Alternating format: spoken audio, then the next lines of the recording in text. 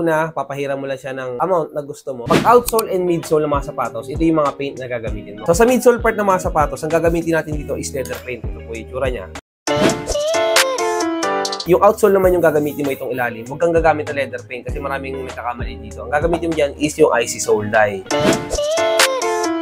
Una, papahiram mo lang siya ng amount na gusto mo para dun sa area na yun. Dahan-dahan lang po kayo, tulad yan, sobrang liquid niya, nagsisiim siya sa ibang part. So, kapag ayaw mong mapaintan yung ibang part, wag mo nang damihan, tulad ng ginawa ko kanina. Tapos yan guys, patutuyuin nyo lang siya ng around 2 minutes. Siguro matagal na sa 10 minutes to tuyo na to, or tapat mo sa electric fan dito.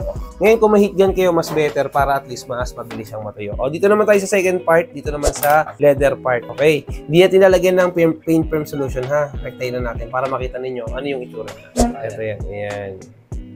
Makikita nyo, unang coat pa lang, almost kulay brown na siya at tatakpan niya na yung color white. Ang pagkakaiba nito sa canvas paint, katulad nito, kapag aksidente nyo pong nailagay ito sa leather paint, ang mangyayari ho is para siyang tubig lang. Unlike dito na purong-puro talagang, ayan, leather paint, ang makikita nyo dito pag pinapahid nyo. If you have any other questions about shoes and restoration, just comment down below. Cacao!